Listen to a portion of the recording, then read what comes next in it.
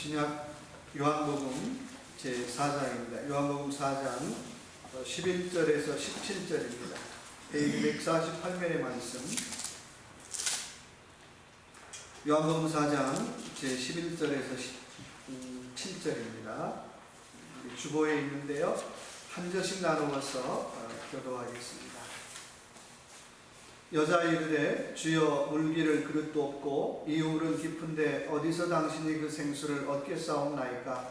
우리 조상 야곱이 이 우물을 우리에게 주셨고 또 여기서 자기와 자기 아들들과 짐승이 다 마셨는데 당신이 야곱보다 더 크니까. 예수께서 대답하여 이르시되 이 물을 마시는 자마다 다시 목마르려니와 내가 주는 물을 마시는 자는 영원히 목마르지 아니하리니 내가 주는 물은 그 속에서 영생하도록 솟아나는 샘물이 되리라. 여자가 이르되 주여 그런 물을 내게 주사 목마르지도 않고 또 여기 물길로 오지도 않게 하옵소서. 이르시되 가서 네 남편을 불러오라. 여자가 대답하여 이르되 나는 남편이 없나이다. 예수께서 이르시되 내가 남편이 없다 하는 말이 옳도다. 아멘. 주신 말씀 가지고 신앙 성장을 위한 세 가지 질문, 두 번째 시간 우리 같이 나누기 원합니다. 우리 옆에 분한테 인사 한번 하십시다. 은혜 받고 돌아갑시다 라고 한번 인사하십시다. 은혜 받고 돌아가십시다. 결혼식을 앞에 둔 예비 부부들이 제일 많이 싸울 때가 혹시 언제인지 아세요?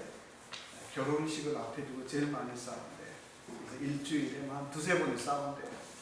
그래서 또 전문가들이 조사를 했어요. 왜 싸울까? 도대체 싸우는 원인이 뭘까? 조사를 했더니 첫 번째는 돈, 경제적인 이유 때문에 싸운다는 거예요. 생각보다 결혼식 비용이 너무 많이 들어가더라는 거예요. 돈 때문에 그냥 계속 태격 싸우더라는 거예요.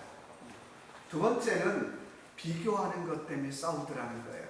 아이, 우리 친구는 30평짜리 아파트인데 당신은 17평짜리 아파트.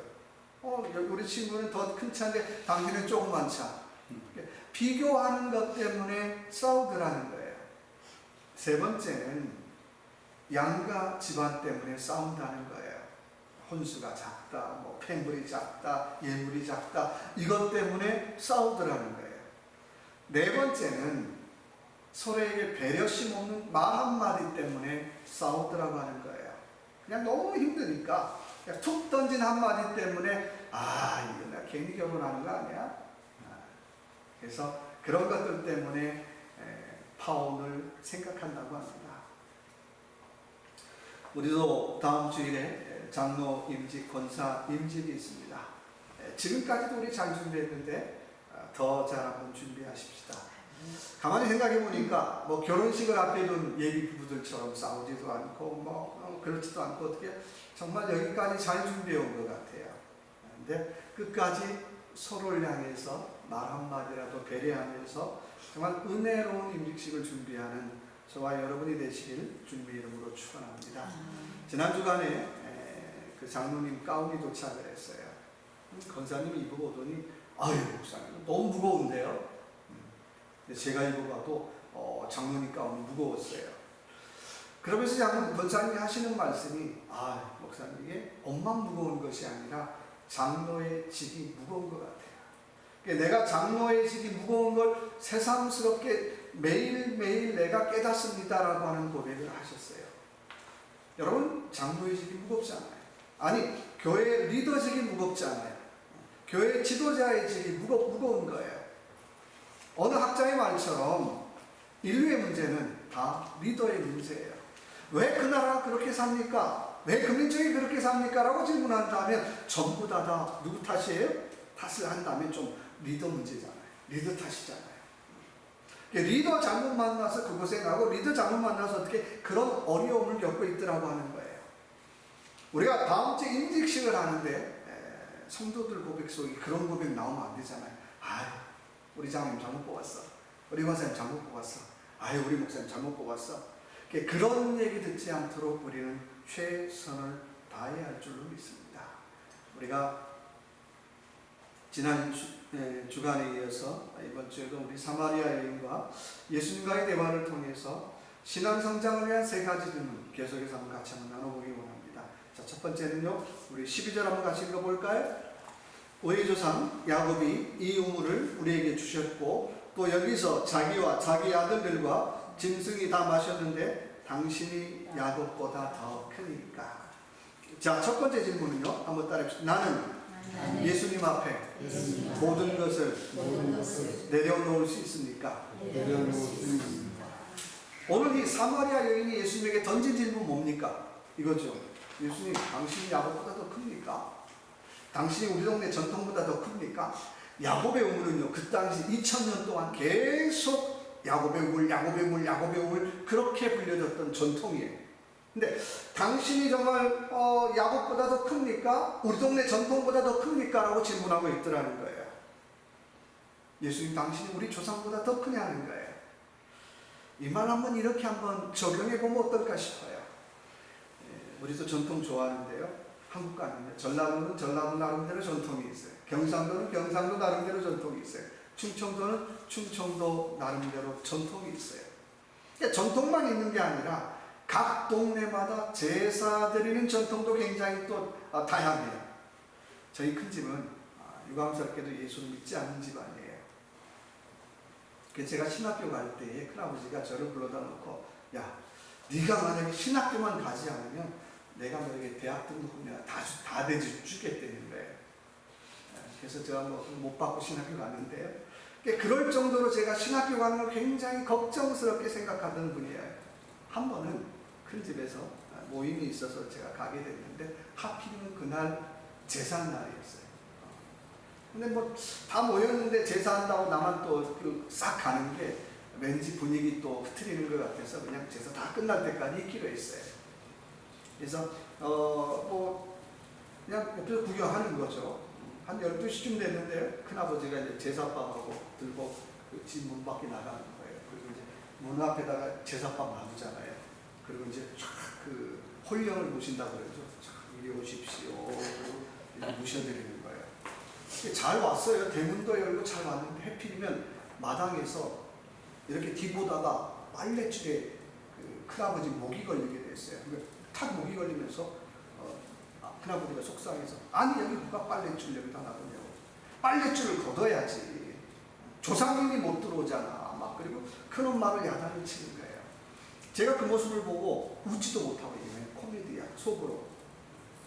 세상에 빨래줄도 못 피하는 귀신이 귀신인가?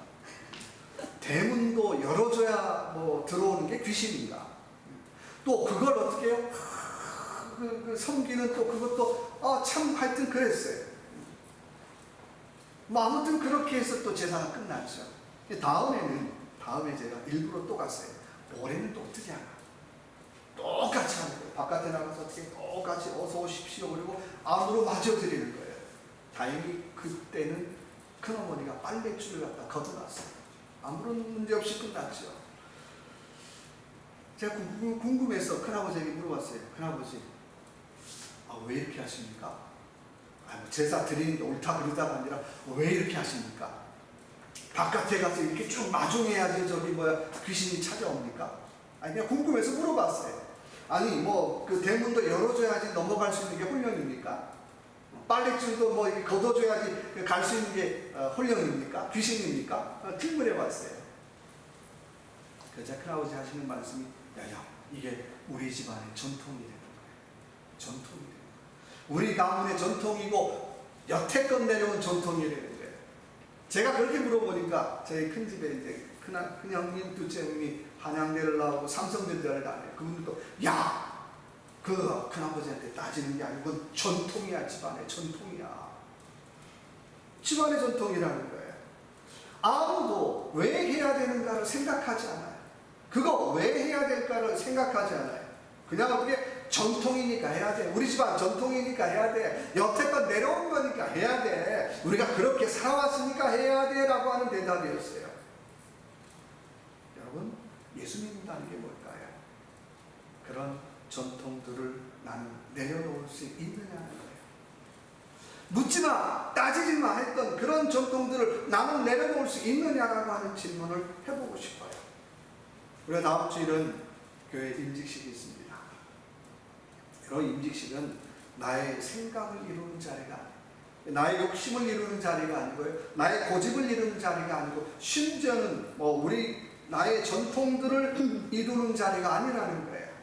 우리가 임직식을 맞이하면서 나는 얼마나 그것들을 내려놓을 수 있는가라는 질문 우리가 한번 해보시면 좋을 것 같아요. 예수님 끝까지 십자가상에서 했던 질문이 뭡니까? 나의 원대로 하옵소서, 나의 원대로 하옵소서라고 했던 기도가 아니었습니다. 어떤 기도였습니까? 나의 원대로 하지 마옵시고, 나의 뜻대로 하지 마옵시고, 아버지의 원대로 하옵소서라고 하는 기도를 계속해서 주님을 드리셨습니다. 바로 그런 하나님의 뜻, 하나님의 바람을 이루는 자리가 바로 임직식인 줄로 믿습니다. 그래서 가장 바보 같은 임직식이 그런 거예요. 내가 임직 받으면 그동안 못했던 거 내가 다 할 거야. 내가 임직 받으면 내가 하고 싶은 거 다 할 거야. 내가 임직 받으면 내 욕심껏 한번 일해볼 거야. 가장 바보 같은 일이죠. 정말 임직식을 통해서 우리에게 그런 고백이 있기를 원합니다. 하나님, 내 뜻이 아니라 아버지의 뜻을 이루려 합니다. 내 뜻이 아니라 교회의 뜻을 이루길 원합니다. 내 욕심이 아니라 하나님의 교회를 세우길 원합니다라고 고백할 수 있는 저와 여러분의 삶이 되시길 주님의 이름으로 축원합니다. 우리 교회 우리노회 부노회장님 조장로님은 애틀란타 비전교회 그 장로님이기도 하시는데, 이번에 신입 장로님들이 이제 임명받고 들어왔더래요. 와가지고 다 뒤에서 폼 잡고, 목사님 이것도 해야 됩니다, 저것도 해야 됩니다, 계속 얘기하더래요. 그래서 장로님이 한 달쯤 참고 있다가 신입 장로들을 불렀대요. 그리고 앞으로 1년 동안은 입당하고 있어. 앞으로 1년 동안 경고하는 거야. 그러면서, 아니 왜 입당하고 있어야 됩니까? 아니, 우리라고 생각이 없어. 우리도 안 그런 줄 알아? 1년 동안은 좀 참고 기다려보라는 거예요. 내가 너 장로가 돼서 뭘 하겠다는 게 아니라 일단은 참고 기다려보라는 거예요. 그리고 당에는 참는 자야. 당에는 기다리는 자야. 그거 참고 기다리지 못하면 아무것도 할 수 없다라고 얘기를 했다 그래요. 그런 장로님 얘기를 들으면서도 참 많은 생각을 했는데, 저희도 당회를 열겠죠. 당회는 어떤 자리인가요? 내 욕심을 이루는 자리가 아니에요. 당회는 참고 기다리는 자리. 내 뜻을 이루는 자리가 아니라 하나님, 아무토록 교회가 이루어지길 원합니다. 아무토록 교회가 세워지길 원합니다. 아무토록 하나님의 뜻이 이루어지길 원합니다. 목사의 뜻을 이루는 자리가 아니라 아무토록 하나님의 뜻을 이루는 자리가 되기를 원합니다라고 하는 고백이 있어야 할 줄로 믿습니다. 빌립보 3장 8절의 말씀, 유명한 사도 바울의 고백이에요. 내게서 예수 그리스도를 아는 지식이 가장 고상하다라고 고백하고 있어요. 내가 그를 위하여 이 모든 것을 잃어버리고 배설물로 여긴다라고 고백하고 있어요. 이런 사도 바울의 고백처럼 다시 한번 예수 앞에 내려놓는 훈련을 해보는 저와 여러분의 삶이 되시길 주님의 이름으로 축원합니다. 두 번째는요, 우리 14절 같이 읽어볼까요? 내가 주는 물을 마시는 자는 영원히 목마르지 아니하리니 내가 주는 물은 그 속에서 영생하도록 솟아나는 생물이 되리라. 자, 두 번째 질문입니다. 같이 한번 나눠봅시다. 따라해봅시다. 나는 예수님으로 만족하고 있습니까? 만족하고 있습니다. 아이고, 천만에요 목사님. 사는데 예수님으로 어떻게 만족합니까? 필요한 게 얼마나 많은데요. 그렇게 얘기할 줄 몰라요. 우리가 먹는 권사님의 집에서 주는 피지워로 참 좋은 물이죠. 근데요, 가장 좋은 물이 있다는 뭘까요? 예수님이신 줄로 믿습니다. 아멘. 우리가 예수님 믿는다라고 하는 것은 이 목마른 세상 속에서 목마르지 않는 세계를 경험해 보는 것이 내가 예수님 믿는 거잖아요. 그렇잖아요. 야, 이 아무리 좋은 것도 며칠 지나면 아이 목말라. 아무리 좋은 사람도 며칠 지나면 목말라. 아무리 좋은 환경도 며칠 지나면 목말라. 이런 세상 속에서 내가 예수를 믿는다라고 하는 것은 예수님 통해서 어떻게 해요? 목마르지 않는다라고 고백을 하는 것이 예수님 믿는 것인 줄로 믿습니다. 세상 말로 말하면 100점을 경험해 보는 거예요. 100점을 경험해 보는 거예요. 인생 살면서 언제 100점을 경험해 보겠어요? 경험 못 하잖아요. 근데 내가 인생을 살면서 한 번이라도 내가 100점을 경험해 보는 것은 참 중요해. 내가 예수님을 통해서 100점을 경험해 보는 것은 중요하다는 거예요. 여러분, 저와 여러분의 삶이 아무리 잘 살아도요, 어떤 사람은 60점, 어떤 사람은 70점, 어떤 사람은 80점. 더 나은 차, 더 좋은 집, 더 나은 환경, 뭐 아무리 애를 써도 어떻게 80점, 81점이라는 거예요. 근데 중요한 건 그런 세상 속에서 내가 100점이 있다라고 하는 걸 알고 사는 건 중요하다라고 하는 거예요. 늘 우리가 그런 얘기 하잖아요. 아유, 우리가 초대교회로 돌아가야 됩니다. 우리가 늘 처음 신앙으로 돌아가야 됩니다. 라고 하는 얘기가 뭡니까? 다른 거 아니잖아요. 내가 100점 맞을 때의 그 감격, 100점 맞을 때의 그 감동, 100점 맞을 때의 그 은혜로 그 은혜를 잊지 말고 다시 한번 회복하자라고 하는 거예요. 그런데 우리가 세상에서 100점을 찾으면요, 끝이 없어요. 아무리 애쓰고 노력해도 90점 같아도 100점이 안 되더라는 거예요. 그 모든 걸 다 경험한 솔로몬이 전도서 1장에서 고백하잖아요. 헛되고 헛되니 모든 것이 헛되도다. 내가 이 세상에서 100점을 찾아다녀봤는데 다 헛되다는 거예요. 이 말을 다른 말로 말하면 하나님 말로는 다 헛되더라는 거예요. 주님 말로는 다 헛되더라는 거예요. 좀 더 들어가 본다면 하나님만이, 예수님만이 100점이라는 거예요. 아무리 좋은 왕국도, 아무리 좋은 집도, 아무리 좋은 권력도 다 지나놓고 보니까 어떻게 해요? 100점이 안 되더라고 하는 거예요. 그래서 내가 헛되고 헛되니 모든 것이 헛되다라고 고백하고 있더라고 하는 것입니다. 그래서 만족이라는 말은요, 히브리 말로 라촌이라는 말이에요. 그 말의 뜻은 하나님께서 내게 정해준 몫이라고 하는 뜻을 가지고 있어요. 뭐가 만족입니까? 큰, 뭐 대단한 그게 만족이 아니라 하나님께서 나에게 정해준 몫에 대해서 어떻게 해요? 내가 땡큐, 그게 만족이라는 거예요. 안 그러면 아무리 좋은 뭐 환경에도 어떻게, 아유 나는 불만이야, 나는 불만족스러워, 만족이 안 돼요. 근데 아무리 별 볼 일 없어도 그 주어진 몫에 대해서 하나님 지금 이것은 나는 땡큐, 그게 만족이라고 고백하고 있더라고 하는 거예요. 여러분, 지금 주신 형편에 땡큐 하면 그것이 만족인 줄로 믿습니다. 오늘 16절의 말씀 볼까요? 자, 이르시되 가서 내 남편을 불러오라. 19절의 말씀에 여자가 대답하여 이르되 나는 남편이 없나이다. 예수께서 이르시되 내가 남편이 없다는 말이 옳도다. 너에게 남편 5이 있고 지금 있는 자로 어떻게 해요? 네 남편이 아니니 내 말이 참되도다. 뭐 사생활이 복잡한 그런 얘기하는 거 아니에요. 지금 나에게 남편 5이 있고 또 어떻게 해요? 현재의 남편도 아니다라고 말하고 있어요. 이 말은 지금 네가 경험하는 그것 어떻게 해요? 100점 아니라는 거예요. 근데 여전히 어떻게 해요? 또 다른 100점을 찾아다니고 있더라고 하는 거예요. 근데 어떻게 해요? 100점 아니라는 거예요. 주님만이 참 만족하고 고백하고 있는 것입니다. 여러분, 신앙생활의 성장은 주님 때문에 자주 만족함을 누리는 것이에요. 주님 때문에. 제 마음의 바람이 있다면 임직식을 통해서 우리가 그런 고백했으면 좋겠어요. 우리가 좋은 임직식 하는 것도 중요한데요, 주님 때문에 감사합니다. 주님 때문에 감격스럽습니다. 주님 때문에 감동 있습니다라고 하는 고백을 할 수 있는 그런 귀한 임직식 되시길 주님의 이름으로 축원합니다. 세 번째는 우리 14절 볼까요? 내가 주는 물을 마시는 자는 영원히 목마르지 아니하리니 내가 주는 물은 그 속에서 영생하도록 솟아나는 샘물이 되리라. 자, 세 번째 질문입니다. 한번 따라해봅시다. 나는 영생의 은혜를 누리고 삽니까? 영생의 은혜를 누리고 사느냐는 거예요. 요한복음 3장 16절의 말씀에 하나님이 세상을 이처럼 사랑하사 독생자를 주셨으니 이는 그를 믿는 자마다 멸망하지 않고 영생을 얻게 하려 하심이라고 말씀하고 있어요. 우리를 향한 하나님의 뜻이 뭐냐는 거예요.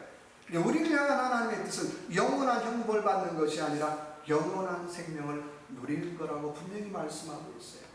이 관점에서 본다면 세상에는 망해도 되는 사람이 없다는 거예요. 아유, 그놈이 인간을 푹 망해야 돼? 아니라는 거죠. 하나님의 뜻이 무엇입니까? 라고 얘기한다면 누구라도 영생의 은혜를 누리게 하는 것이 하나님의 뜻인 줄로 믿습니다. 누구라도 이런 하나님의 은혜를 받아들이기만 하면 영생의 은혜를 누릴 수 있다는 거예요. 오늘 우리가 그 찬송가 나중에 부를 텐데 나 같은 주인 살리신 유아진 권사님도 좋아하는 찬송인데요. 나 같은 주인 살리신 주 은혜 고마워 잃었던 생명 찾았고 광명을 얻었네. 이제껏 내가 산 것도 주님의 은혜라 또 나를 장차 본향에 인도해 주시니 일체가 하나님의 은혜라는 거예요. 일체가 하나님의 은혜이기 때문에 우리는 그 하나님의 은혜 앞에 우리는 감사를 고백하지 않을 수 없다라고 하는 것입니다. 히브리서 6장 19절의 말씀에 우리에게 소망을 주셨으니 그것이 우리의 영혼의 닭 같아서 튼튼하고 견고하여 휘장 안에 들어간다라고 고백하고 있어요. 여러분 배 타보신 분들은 잘 알겠지만 닷은 어떻게 해요? 갈고리 같아요. 근데 이 닷을 내리게 되면 어때요? 갈고리가 프로펠러처럼 조류에 입술에서 푹 돌아가요. 돌아가면서 어떻게 합니까? 뻘 속에 착 박히죠. 바위 속에 착 박혀요. 그러면 배가 요동치다가도 어떻게 닷이 물속에 박히는 순간 어떻습니까? 배가 팍 든든하게 안정을 취하게 되죠. 닷의 역할은 그런 거예요. 보이지 않는 곳에서 자기 역할을 하는 거예요. 보이지 않는 곳에서 중요한 역할을 하는 거예요. 이게 유명한 앵커 정신이죠. 아마도 그 해병대의 상징이 뭡니까? 닷이잖아요. 보이지 않는 곳에서 음지에서 자기 역할을 하는 거예요.